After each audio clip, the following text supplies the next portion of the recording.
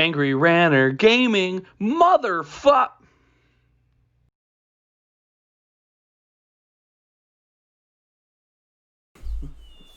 Yo, what's going on, everybody? It is your boy Marcus Levy, the Angry Ranter here, for Phase 2 Angry Ranter content, which begins now. I've decided to step away from sort of just recording and uploading and actually put in some time and effort into recording and editing. And of course, the first game we're going to play is Fate. 2005 Game of the Year. This was a game that I used to play the crap out of on Windows 7 computers, because it used to be a free trial. You get some of those wild tangent coins and you click the thing on Windows 7, Windows Vista. There are some kids today not old enough to know what I'm talking about, which is really sad. But we're going to play an adventurer, and of course, I'm going to be the Angry Ranter, absolutely. Select my hair and badass face style. And of course, I'm a cat person. I can't really think of a good name. Let's see. Ish. I love it. I love it. Alright. I'm going to let you guys enjoy the intro of Fate, and I will be walking you through the entire game in the first episode before we begin some dungeon crawling in the second episode. Since oldest living memory, the dungeon gate has stood in the heart of the old wood. Its doorway leads to infinite possibility, to subterranean lands fabled in stories and myths. Many adventurers have passed over that ancient threshold, some to find fame, glory, and wealth beyond telling, and others never to return. The town of Grove has ever been a safe haven at the dungeon's mouth, a watering hole and resting place for weary adventurers. Here, great tales are told by the inn's fire, journeys are planned, and legacies are made. The minstrels sing of the great feats of heroes long gone, and statues ring the square, a testament to their deeds. After traveling many hard and dusty days, you and your faithful companion arrive at last in the fabled forest town, which waits beneath the long shadow of the gate. Within these walls lies the path to infinite adventure. It is here that you will test your worth, and perhaps find fortune and glory along the way. It is here that you will determine your fate. Ominous, isn't it? Tales tell of an elite venom drake whose name is spoken in whispers. Rockfighter, rockfighter, rockfighter. For centuries, it's waited on the 49th level of the dungeon, its evil seeping up towards the town. You must destroy it once and for all and rid the world of its evil influence. It is your fate, adventurer. Will you meet it? So, of my vastly minimal knowledge when it comes to video games, because of my favorite thing to do as a child, which was be super anal about the way I play video games. As a kid, I have only beaten maybe a few games as a kid, and Fate is one of them. Fate I played the absolute shit out of, and I'm so happy to have an opportunity not only to get it back on Steam, because Fate and its 3 sequels, none of which I've actually played, are all available on Steam for like under $10. So, it's fantastic. The game, as I said, came out in 2005, and it won Game of the Year honors back in 2005. And, you know what? Heavily inspired by Diablo, I can definitely tell you, I've never really played much of Diablo, but I have played the shit out of this, and Fate is in a class of its own in the roguelike genre. So first off, I want to show you the hub, I want to show you the main town map and everything, and get us prepared to do dungeon crawling in the second episode. So first off, let's start with the HUD. As you can see, this is my player, and of course this is my pet stuff up here, because Ish and myself. So we're going to start with these two. So first off, you have your character stats over here. It starts with your name and your title. This is pretty standard, but this you may not be aware of. So your renown level is what will permit you to use very specific items later in the game that are better, far more enchanted, and ones that they'll say, oh, you need to be the rank of tolerated before you can use this, or the rank of demigod before you can use this weapon. You know, it's kind of like you can't pick up Thor's hammer until you're, you know, pure of heart, unless you're pure of heart. This is kind of the similar thing, right? And you gain that renown level by battling bosses and completing quests. Bosses will appear in the dungeon with little, like, neon red underneath them, and you'll see what I mean when we get down there. But you gain fame from defeating them, and then also any bosses, say, associated with quests. You also get fame points for basically, I don't know, people figuring that you've done good deeds for them. And of course, because there's only one town, there's only like 6 people who give you quests anyway, and so it's kind of like you do a ton of shit for those 6 people, and they're like, he's great! Then you have your standard strength, dex, vitality, and magic. Strength, of course, being damage. Dex being your general attack and defense stats. Vitality being stamina and life, which is this and this. And then your magic is this blue bar over here. This is your inventory. And, of course, your inventory only has 40 slots. You cannot get any more. And you have to manage your inventory by, like, figuring out the, like literally by arranging stuff in here. And you'll see what I mean when we get down to the dungeon. This here is your quick actions. You can really only use potions or, like, instant use items. But it is very helpful because you can use the keys, like, 1 through 6, because this is a point and click. There is no ability. I was going to say no availability, no ability.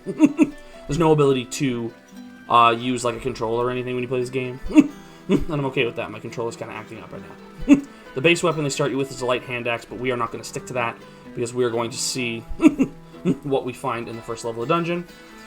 You have health potions here. Town Portal Scroll, which when you're down in the dungeon will be very helpful to get you back to town instead of climbing all the way back up all the levels.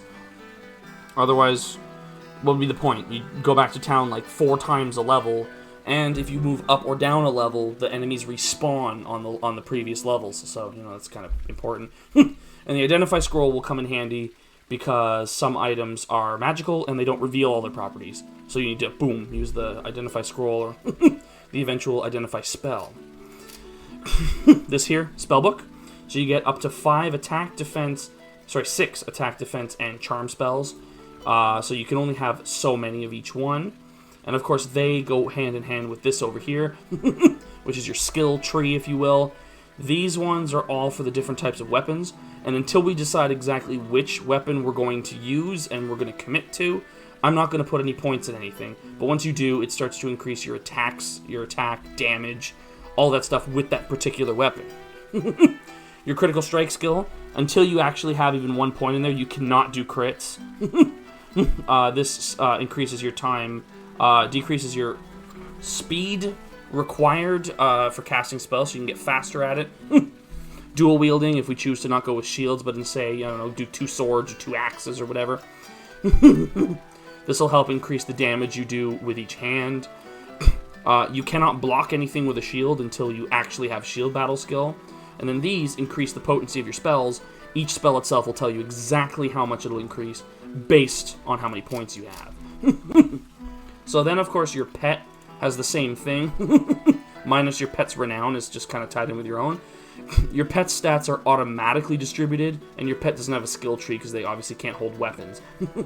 But your pet also has an inventory of 4 with slots for 2 rings and a necklace, so they can have some enchantments. Forgot to also mention gloves, boots, belt, shield, a necklace, 2 rings, and some generic armor. That's also what you can equip to yourself. So then you also have the journal.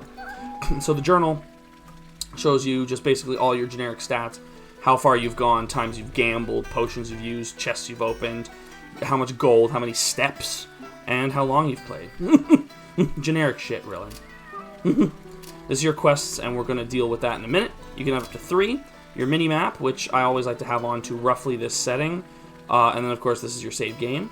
These 2 up here, so this is to toggle perma-run, which I will never do, but you will see me holding down, I'm holding down the control key, which is to have you run, but I always like to have toggle all items on so that, like, I can see the things in the item, you know, in the dungeons, like barrels to smash, things to pick up. Maybe I missed something. Starting over here, You've got Drea, the healer. She is an immediate first stop every time you come out of the dungeon, because she will heal you to full for free. This little dipshit over here is Rollo the Minstrel. He's a fucking shark. Yes, traveler. Because these are exorbitant fees just to up my renown level. And they get ridiculous when your renown level gets higher. Right now it's, oh, you need 500, that'll be 5 grand. Later it'll be, oh, you need 500, that'll be 500 grand. And you're like, are you fucking kidding me? But it'll happen. That's what he does. So some of these guys give off quests. Ruby Gel, named Galzaluth the Poisonous, is on level 2. So I will take that. We have up to 3 we can get, so we'll get them while we're touring around. So down here is Jin the Seer. She sells magical items, spells, and then a few little, you know, tchotchkes, knickknacks, what have you. Gimbo Tell, he also gives out quests. Noxious Gel, Wraith Crusher on level 2. So that's 2 level 2 quests. This guy is Rico the Enchanter. I consider him to be the brother of Pico the Fisherman. So Pico is not in town, but you will see Pico in the dungeons. He is a penguin who sells fish. This guy, he will enchant your weapons. You will find places down in the dungeon that give you an opportunity to have random enchantments. He is someone you can pay at will to give you the random enchantments, which also give you a chance to get your debuffs. This guy is your standard blacksmith. You know, I never really thought of doing like a bow run of this game before. Sniping from a distance or something. But you know what? Maybe we should do that. It's a two-handed deal, but you know what? I'll give it a try. I will give bows a try.